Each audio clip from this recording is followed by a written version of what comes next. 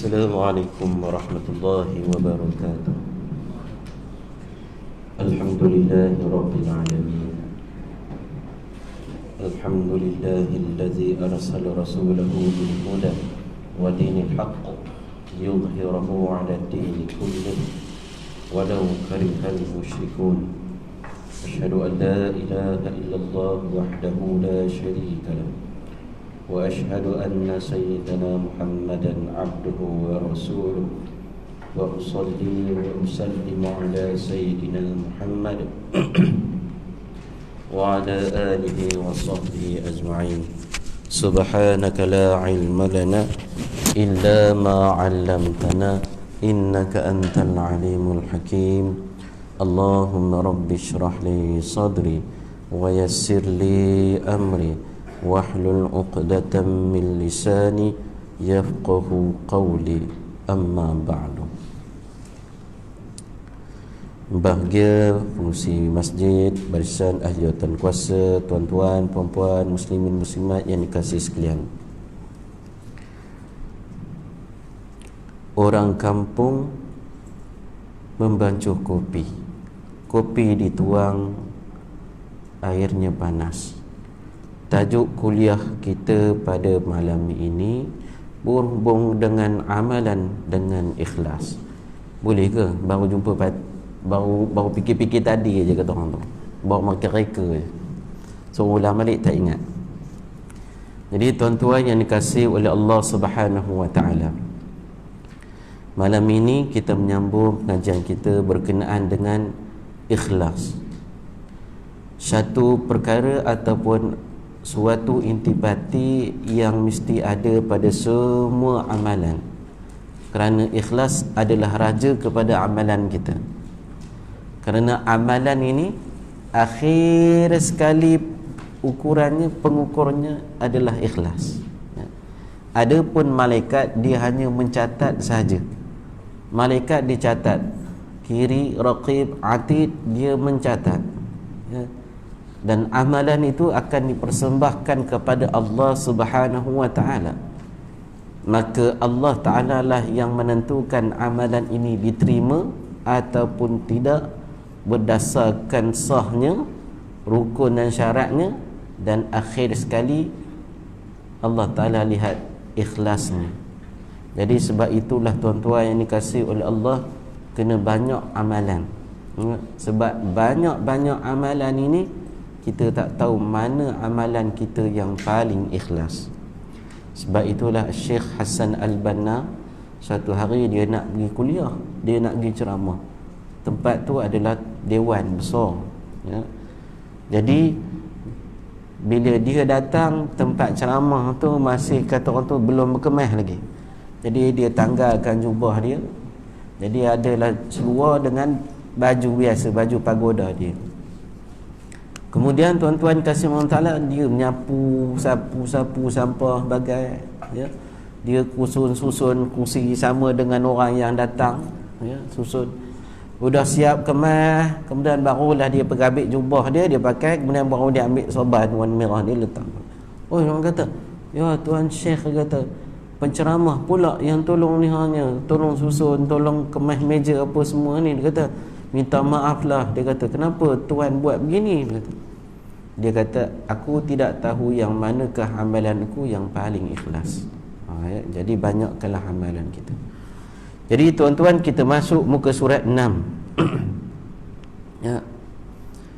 Muka surat 6, sebagaimana sabda Nabi sallallahu alaihi wasallam itu, man sanna sunnatan hasanatan falahu ajruha wa ajru man amila biha ila yaumil qiyamah.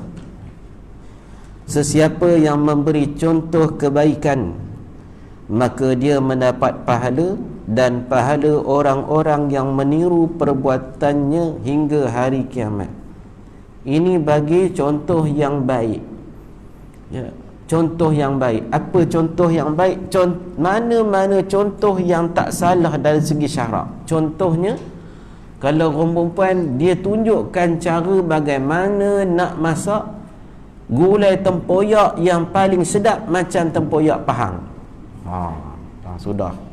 Macam mana pula ni gulai tempoyak Pahang ni dia glamour dua.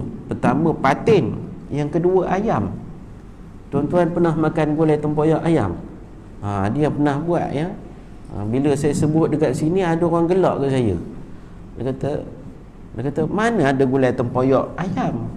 Saya kata orang Pahang lama dah ya. Jadi dia ajar gulai tempoyak itu macam mana caranya.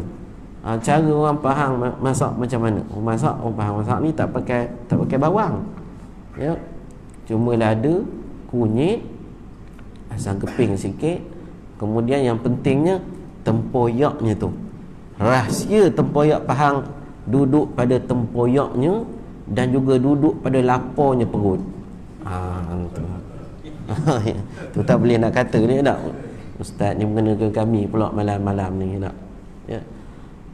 Jadi kita ajar, kemudian benda tu baik, lalu dia pandai masak. Kemudian dia hidang, orang kata sedap. Kemudian dia ajar orang lain lagi. Dia ajar sampai kiamat pahala tu berjalan.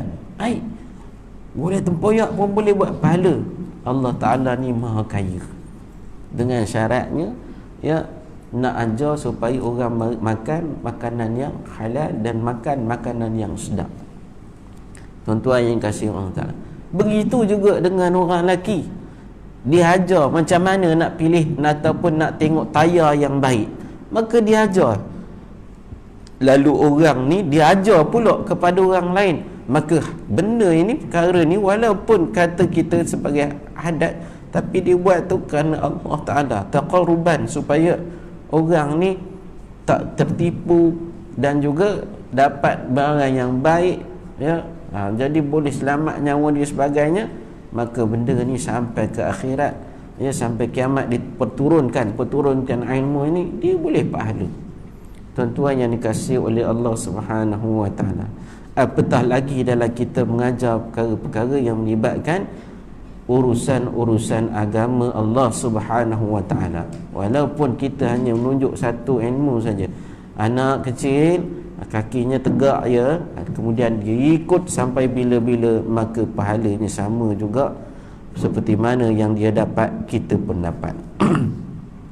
Kemudian Nabi sebut lagi, wa man sanna sunnatan sayyi'atan fa'alaihi wizruha wa wizru man amila biha ila yaumil qiyamah wal'iyadzu billah. Siapa yang memberi contoh kejahatan, maka dia mendapat dosa, dan dosa orang yang meniru perbuatannya hingga hari kiamat ya. Tuan-tuan yang dikasihi oleh Allah Ta'ala, dia ajar pada orang benda yang tak baik, kemudian orang ni buat, dia ajar pula pada orang lain. Kita dah duduk dalam kubur tapi dosanya tetap sampai. Ini kita tak mau ya, kata orang tu dosa kering ya, saham dosa ni ya. Jadi sebab itulah tuan-tuan, betul lah kata Nabi SAW kan. Nabi sebut, idza mata ibnu Adam inqata'a amaluh, terputus semua amalan. Bila mati anak Adam, putus semua amalan. Illa min salas, kecuali 3 ya, sadaqatun jariyah, sedekah jariah, al-amalu yuntafa'u bih, amal atau al-ilmu yantafa'u bih, ilmu yang dimanfaatkan oleh manusia. Ni kita nak tinggalkan. Walaupun benda tu, kata orang tu, bukannya ilmu dunia, bukan ilmu akhirat saja, ilmu dunia. Ilmu ini semua milik Allah Subhanahu wa Ta'ala. Kalau tuan-tuan ada ilmu, turunkan ya, walaupun kata orang tu cara menumbuk orang, tapi bukanlah suruh menumbuk, tidak, menunjukkan cara menumbuk yang betul. Begini caranya, contohnya begitu kan. Tapi jangan tumbuk orang je, pesan macam tu. Kalau jumpa lebam budak ni ya, tak mau. Okey, baik. Jadi tuan-tuan yang dikasihi oleh Allah Ta'ala, maka semua amalan-amalan kita ini akan dinilai oleh Allah Subhanahu wa Ta'ala, dan dia boleh jadi jariyah, berjalan, wa imma pahala wa imma dosa. Jadi kita nak pilih hak mana ya. Sebab itu kadang-kadang ya, bila kita tulis dalam Facebook ke ya, tengok benda ni boleh ke tak boleh ya. Kadang-kadang kita ambil makanan sedap-sedap ya tak? Alhamdulillah hari ini ada gulai lemak ketam Mau ketamnya, basuh pinggan ketamnya. Ya. Kemudian bersama-sama ketam ini ada pula gulai sweet sour daging rusa. Ada juga bersama-sama macam-macam tulis sedap je dah, orang tengok meleleh je. Ya. Tuan-tuan yang kasih Allah Taala, yang ini kena tengok-tengok dulu. Ya. Jangan main letak aja. Sebab orang yang belajar ni dia akan fikir orang susah. Sebab itu tak digalakkan kita makan sedap, tapi makan kat luar. Saya ingat Tuan Guru Syekh Nuruddin Al-Banjari, dia kata kalau kita makan di kedai yang tempatnya sedap-sedap ni, elakkan makan orang nampak kita. Ya. Sebab dia tengok kita, dia pun nak tapi kita tak bagi. Ya tak? Ya. Jadi tak cantik begitu. Ya. Sebab Nabi bila nak makan, Nabi mesti cari orang fakir miskin makan bersama dengan Nabi sallallahu alaihi wasallam. Tuan-tuan yang dikasihi oleh Allah, dalam satu hadis yang diriwayatkan dari Abu Bakar bin Maryam Ad-Dhamirah dari Abi Habib berkata, Rasulullah sallallahu alaihi wasallam bersabda, innal malaikata la ya'rafuna 'amala 'abdin min 'ibadillah fayastakthirunahu wa yuzakkunahu hatta yantahu bihi ila haitsu syaa Allah ta'ala min sultanihi fayuhillahu ilaihim. Ada kalanya para malaikat membawa amal seorang hamba dan mereka anggap banyak dan mereka menyanjungnya sampai di hadapan Allah Subhanahu wa taala. Maka Allah Taala berfirman, ni malaikat dia bawa amalan manusia ni banyak dan mereka menyanjung-nyanjungnya sampai depan Allah Subhanahu wa taala. Ya. Maka Allah Taala pun berfirman, innakum hafazatun ala amali abdi wa ana raqibun ala ma fi nafsihi. Kamu wahai malaikat hanya mencatat amalan hamba-Ku, sedangkan aku mengawasi hati dan niatnya. Malaikat tak tahu. Ya. Ini Allah Taala punya tahu. Inna abdi hadha lam yukhlis li amalahu faktubhu fi sijjin. Hamba ku ini dia buat amal banyak tapi tak ikhlas. Macam mana ikhlas ni? Ikhlas ni tak boleh ada niat selain daripada kerana Allah. Walaupun benda tu kadang-kadang kecil aja. Ya. Contoh kita datang, kita pergi ke masjid pakai baju cantik. Memang digalakkan datang masjid pakai baju cantik-cantik. Ya, ada orang salah faham, dia kaya, ya, tapi nak menunjuk ke dia zuhud, dia pakai baju pagoda aja. Mana mau macam tu? Ya. Allah Ta'ala suka melihat nikmat dia pada hamba dia. Bila datang bertemu dengan Allah, pakai cantik-cantik, ya, pakai baju yang hebat-hebat, pakai minyak wangi. Ya tak? Kemudian tuan-tuan, amalan ni katalah dia pakai baju cantik, kemudian niat di rumah alhamdulillah memang kerana Allah, tapi tiba-tiba dia tengok orang tu, ada orang tu pula pakai baju lebih cantik daripada dia. Baik, dia pun masuk balik tukar baju lain. Ya. Tukar pula baju lain. Tadi cantik dah kerana Allah, tapi kali ini kerana apa? Kerana nak lawan orang sebelah pula. Jadi tuan-tuan, bila dah datang ke masjid tu, ya mengepak aja. Jadi pakai baju itu sudah lagi tidak dikira satu ganjaran daripada Allah Subhanahu wa taala. Bahkan menjadi kemurkaan oleh Allah Subhanahu wa taala. Tak mau. Tak pernah semayang, ya, kata orang tu tak pernah semayang subuh kat masjid, ya, tak pernah semayang subuh kat masjid. Tiba-tiba satu hari Siti Nurhaliza datang. Dia kata dia nak tumpang semayang sini. Dia kata, ya Allah, penuh. Ya, sampai ke jalan raya tu. Bawa sejadah. Dah lah kata orang tu duduk jauh-jauh tak, selang-selang datang pula dia, penuh. Sampai nak ngambil suhu pun dah tak tahu. Sampai tu benda tu rosak je dah. Pek-pek dah. Ya, 36.6, 36. Hai ini demam pun datang juga. 38. Nak mati dah pun datang juga kata. Ya. Sebab apa? Sebab bukan kerana Allah, tapi kerana manusia.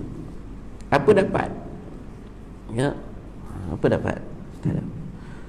Wa yas'aduna bi'amali 'abdin fayastaqillunahu wa yahtaqirunahu hatta yantahu bihi ila haitsu syaa Allahu min sultanih fayuhillahu ilaihim. Ini takbir dia yang tadi. Kemudian dia kata, aku mengawasi isi dan niatnya. Hamba-Ku ini tidak ikhlas kepadaku dalam amalannya, maka catatlah dia dalam sijin tempat orang yang jahat-jahat. Dan ada kalanya membawa amalan hamba-Ku, lalu mereka menganggap sikit dan kecil sehingga sampai kepada Allah. Maka Allah berfirman pada malaikat, kamu mencatat amal perbuatan hamba-Ku, dan aku mengawasi isi hati dan niatnya. Inna abdi hadha akhlasali amalahu faktubuhu fi illiyin.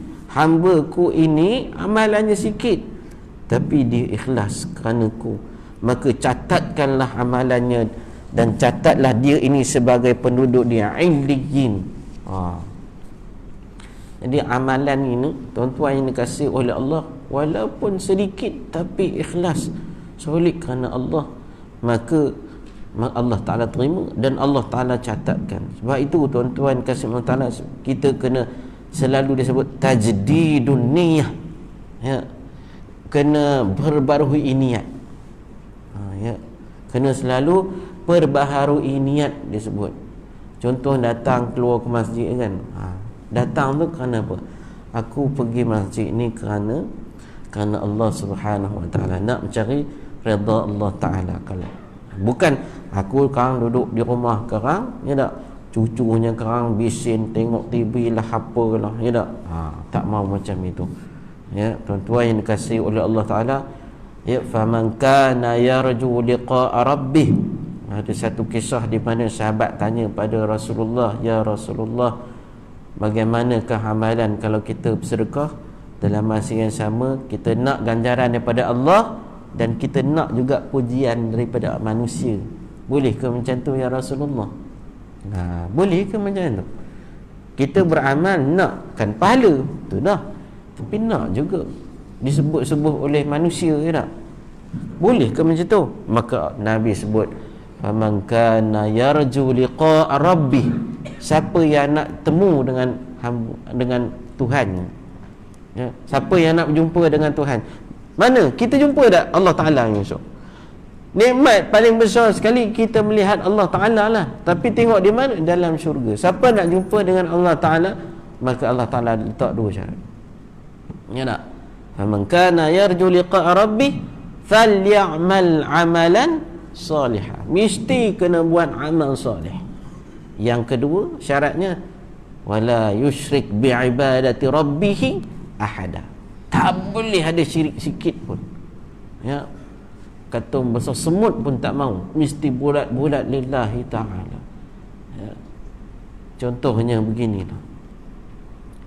Ni musim durian ni kan, musim durian.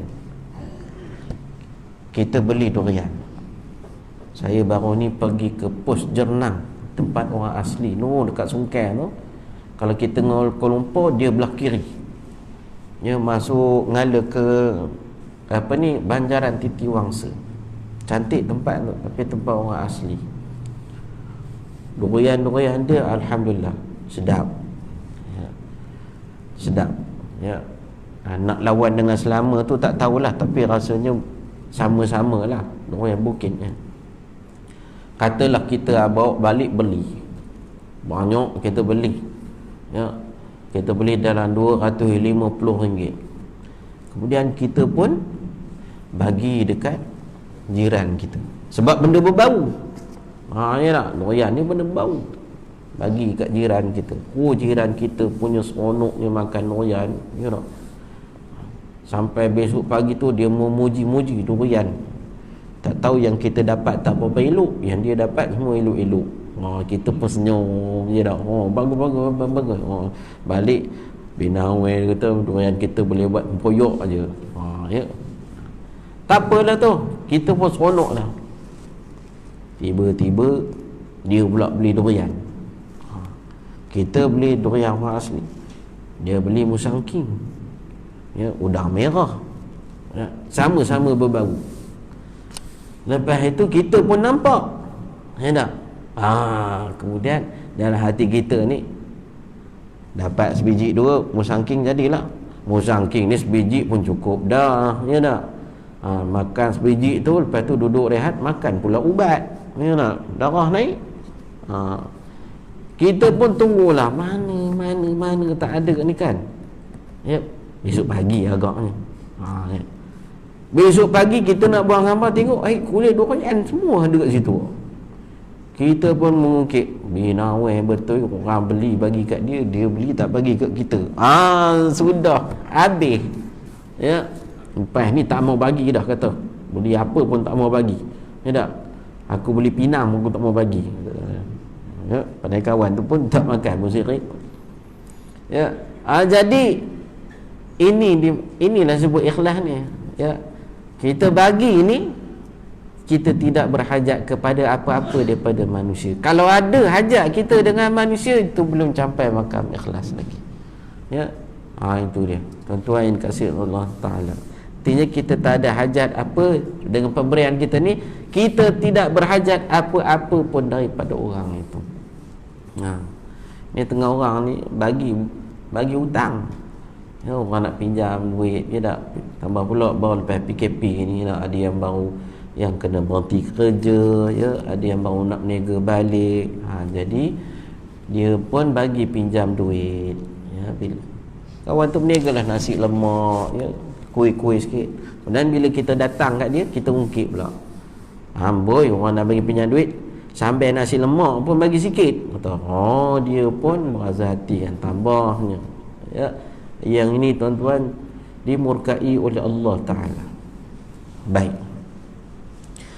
Dengan ini nyata bahawa amal yang sedikit dengan ikhlas lebih baik daripada apa yang banyak tetapi tidak ikhlas. Sebab amal yang diterima oleh Allah dilipat gandakan pahalanya. Ya, amalan yang ikhlas ni bukan duduk pada ni berapa berat ataupun banyak benda tu, tidak. Tapi amalan ini dia jadi berat disebabkan penilaian oleh Allah. Ya, penilaian oleh Allah Subhanahu Wa Taala. Allah Taala walaupun benda tu kecil, tapi Allah Taala kata dia ni ikhlas, ganjarannya banyak ini, sebanyak ini. Ya, Allah Taala yang menentukan banyak mana ganjaran. Sebab itu kita baca nanti ya.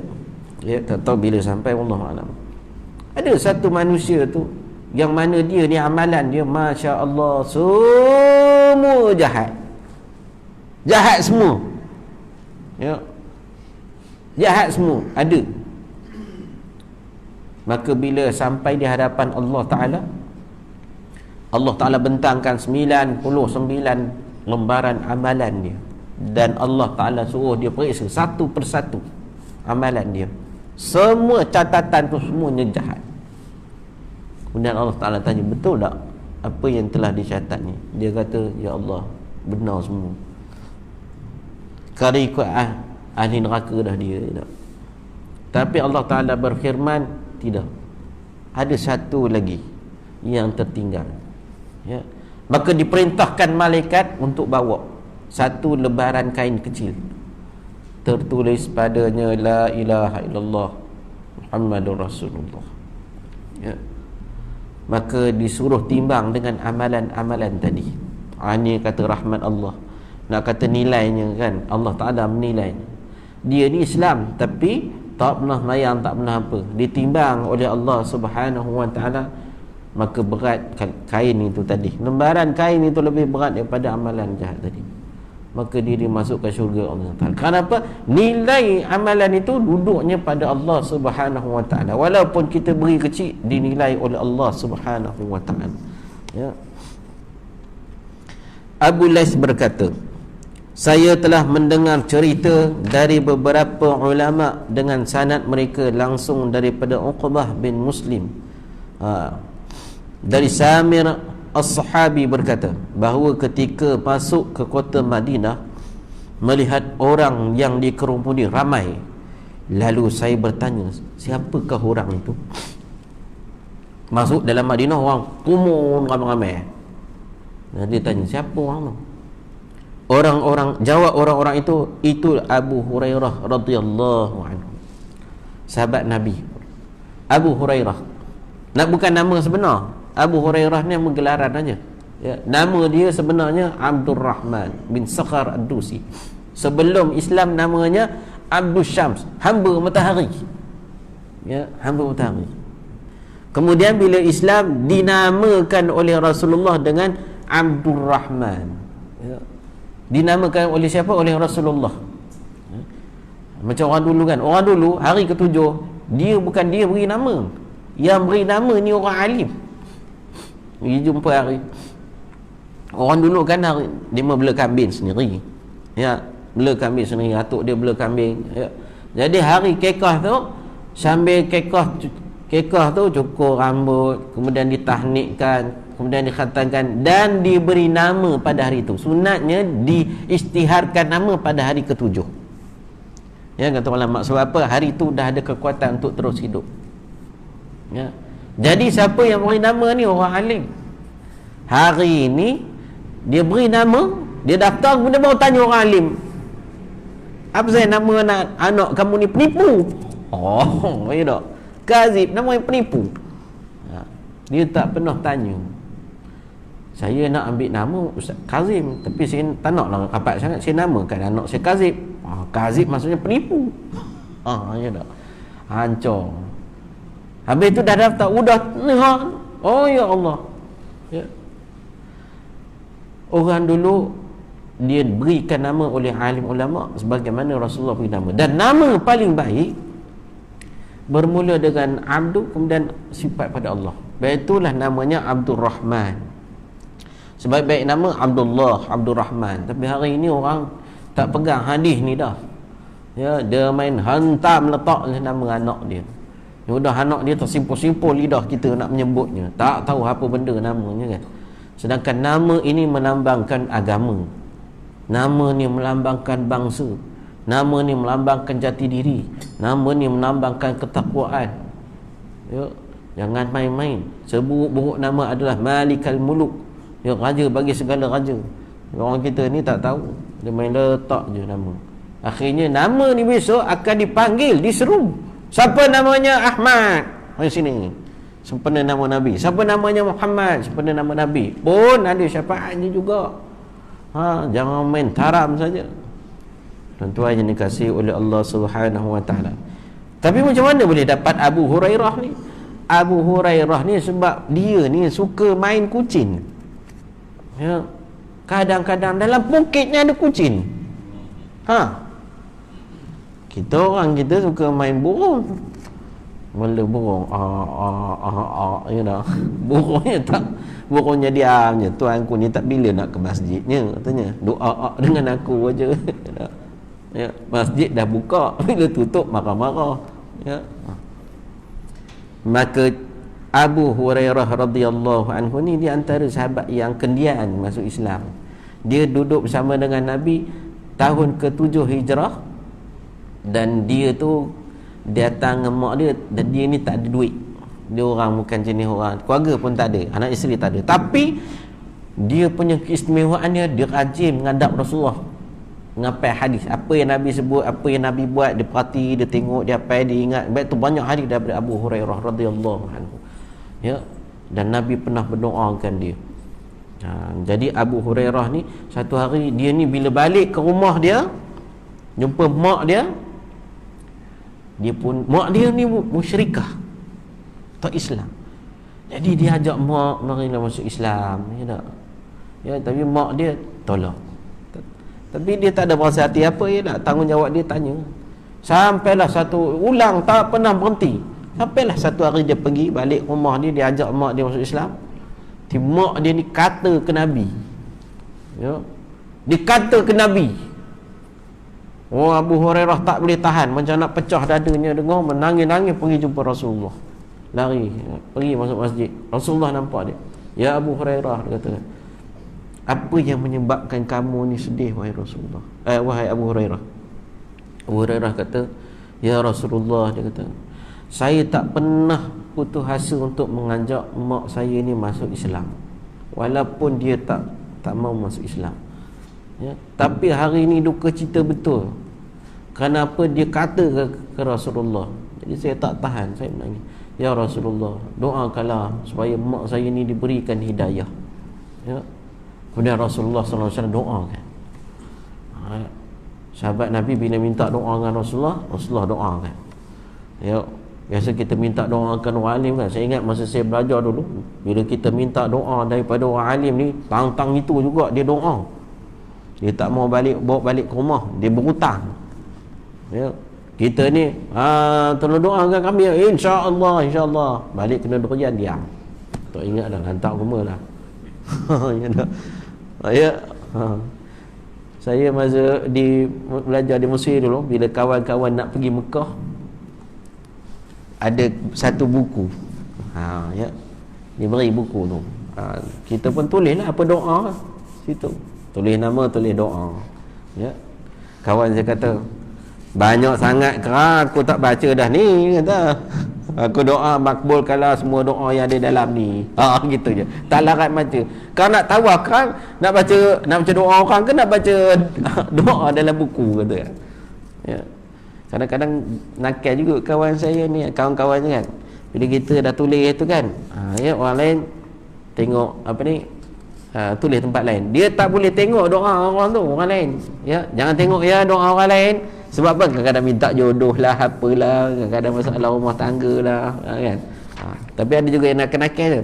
Oh, ini orang yang naknya, oi, jangan baca, kata, ya. Maka Rasulullah SAW mendoakan hidayah untuk ibunya. Maka dia pun balik. Bila nak balik, dia balik sampai rumah, mak dia kata, jangan masuk lagi, nanti aku nak pakai baju. Mak dia kata, mak dia nak pakai baju elok-elok sikit. Jadi baru dipersilakan. Bila buka je pintu, kriok, buka pintu, ketahuilah wahai Abu Hurairah, dia kata, aku bersaksi bahawa tiada Tuhan yang sembah melainkan Allah, dan aku bersaksi bahawa Muhammad itu pesuruh Allah. Pun lagi menangis Abu Hurairah, lagi kuat nangisnya, lari pula pergi jumpa Rasulullah. Tadi kerana dia menangis kerana kesedihan, kali ini dia menangis kerana gembiranya dia, kerana ibunya sudah pun menjadi muslimah. Itu dia tuan-tuan kasih-tuan, ya. Tapi dia tak pernah kata orang tu putus asa. Baik. Kemudian Abu Hurairah berkata, saya tuntut demi Allah, ceritakanlah ku hadis yang telah kau dengar dan kau ingat langsung dari Rasulullah sallallahu alaihi wasallam. Maka Abu Hurairah radhiyallahu anhu berkata, duduklah, akan saya ceritakan kepada kamu hadis yang saya sendiri mendengar daripada Rasulullah sallallahu alaihi wasallam, yang waktu itu tak ada orang lain bersama kami. Abu Hurairah ni antara kehebatan dia banyak tahu hadis daripada Nabi, sehingga kan hadis-hadis yang kata orang tu hadis-hadis yang pelik, yang menceritakan tentang pertembungan antara sahabat ni, cerita-cerita akan datang ni dan keadaan sahabat-sahabat lepas ni, Abu Hurairah tahu, tapi Abu Hurairah tak cerita, ya. Dia hadis itu habis bersama dengan Abu Hurairah sahaja. Tapi ada hadis yang Abu Hurairah cerita dia dan Rasulullah saja. Inilah antara hadisnya. Dia dapat tu, kata orang tu, hanya dia saja. Macam kita dengan tok guru kan, bila tok guru kata mari duduk, aku nak cakap satu, orang lain aku tak cerita, dengan kamu saja nak cerita. Itu buah paling kemah kita tu. Orang lain tak ada, kita ada. Maka kemudian dia menarik nafas yang panjang, kemudian dia pengsan.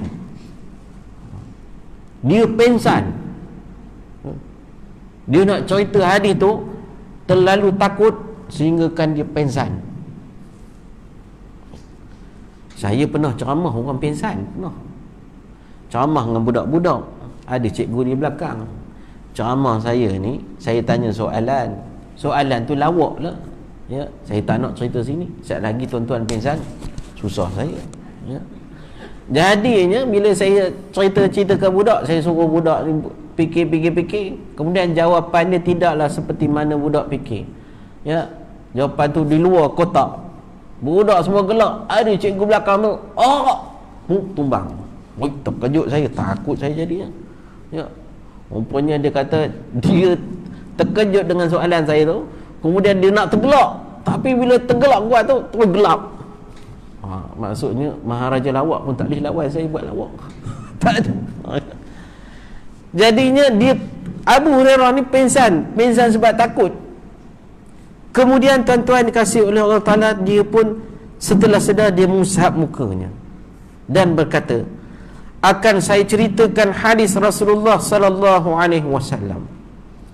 Kemudian dia menarik nafas dan langsung pengsan buat kali kedua. Pengsan lagi dia, kerana hadis ni berat.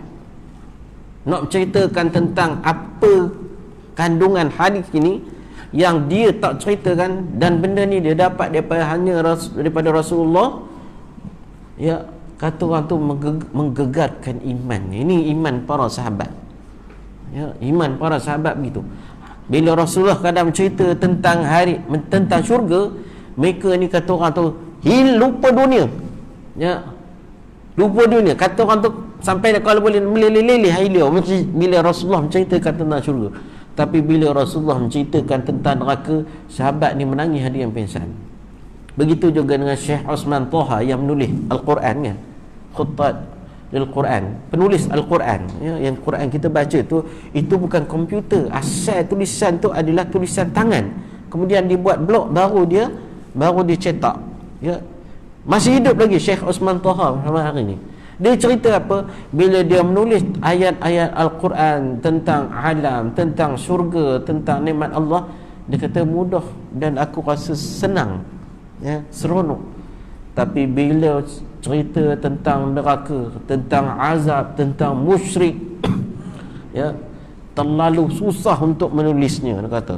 Dan aku berharap supaya ayat ni cepat habis, ya, supaya cepat habis ayat ini daripada aku menulisnya, kerana berat, dia rasa berat. Masih ada lagi hari ini, boleh tengok dalam YouTube, nama Osman Toha, ya, Osman Toha.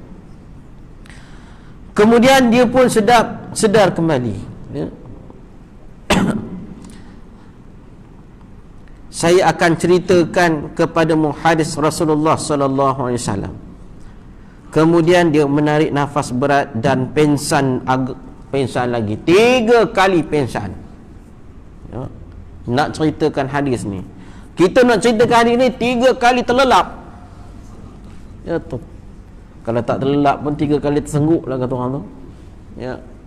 3 kali pingsan. Kerana apa? Jiwa mereka. Ini iman para sahabat, ya. Kemudian dia pingsan lama, kemudian sedar, kemudian dia mengusap mukanya. Lalu dia pun berkata, Rasulullah sallallahu alaihi wasallam bersabda, Inna Allah tabaraka wa ta'ala idza kana yaumul qiyamah taqdi baina khalqihi.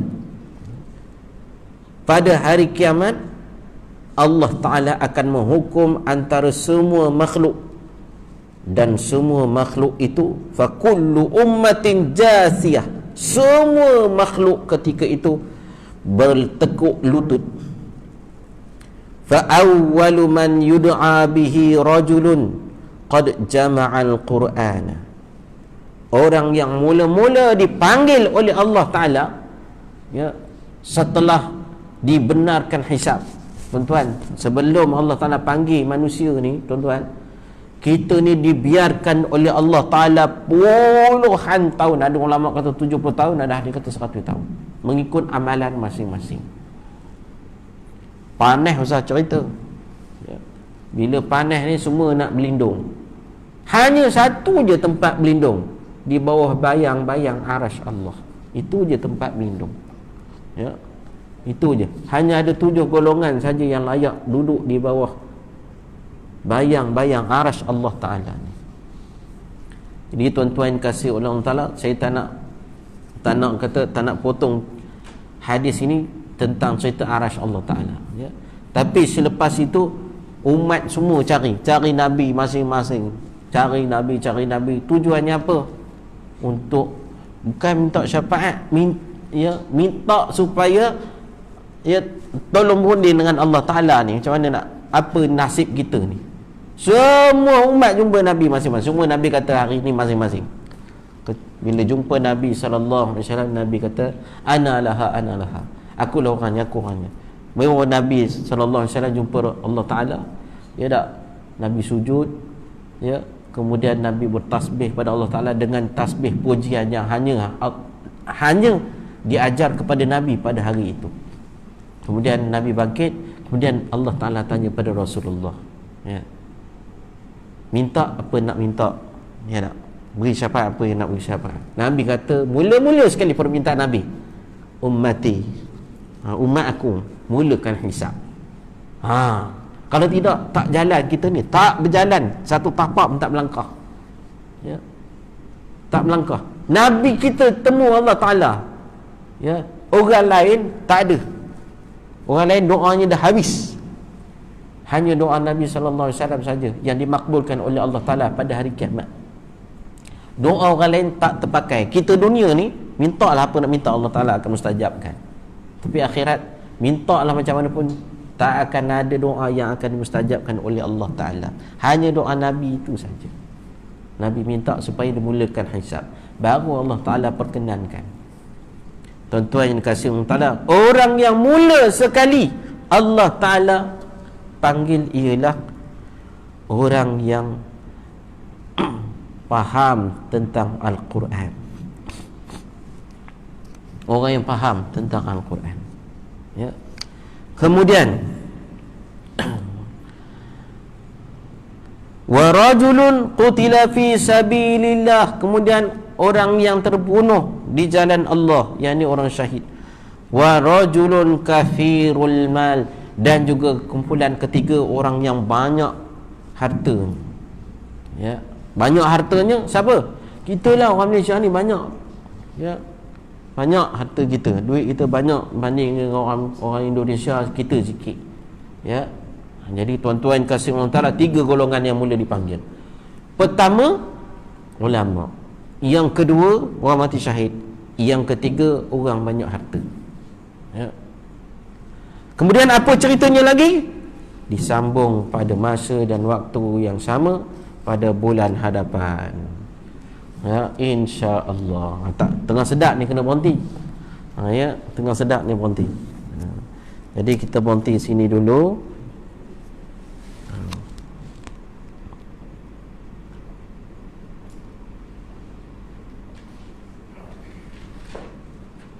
Darul Hijrah, ya, Nurul Hijrah.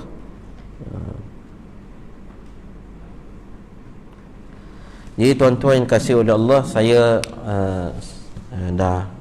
dah sampai sini. Saya seperti tahun-tahun yang lalu, saya ada buat korban di Kemboja macam Ustaz Fatah tu. Tempat yang sama jugalah Pak Ustaz Fatah, ya. Jadi kalau siapa berhajat, satu bahagian lembu RM360 satu bahagian. Kalau kambing 580, agak mahal sedikit, ya. Siapa yang berhajat, bolehlah bolehlah maklumkan pada saya. Tarikh tutupnya, bagi nama dulu. Tarikh tutupnya saya kira dalam 17 ataupun 20 lah, senang, atau 17 lah. 17 hari bulan 7 ni. Tu tarikh tutup lah. Kira-kira seminggu lah sebelum kita raya 29 ya. Kira-kira seminggu lebih sikit lah raya. Kalau misalnya kata ada hajat, bolehlah maklumkan pada saya, beri nama dulu, tak apa. Wallahu ta'ala a'la wa alam. Jadi saya minta maaf atas segala kesilapan, asal bahasa saya, penyampaian yang kurang baik. InsyaAllah tuan-tuan, mudah-mudahan kita berjumpa lagi insya-Allah di panjang umur. A'udzubillahi minasyaitonirrajim. Bismillahirrahmanirrahim. Alhamdulillahirabbil alamin. Wassalatu wassalamu ala sayidina Muhammad wa ala alihi wa sahbihi ajma'in. Allahumma ij'al jam'ana hadha jam'an marhuma wa tafarruqna min ba'dihi tafarruqan ma'suma. Allahumma ij'alna minal ladzina yastami'una al-qawla fayattabi'una ahsana. Rabbana 'alaika tawakkalna wa ilaika anabna wa ilaikal masir. Wa sallallahu ala sayyidina Muhammad wa ala alihi wa sahbihi ajma'in. Walhamdulillahi rabbil alamin. Wassalamu alaikum warahmatullahi wabarakatuh.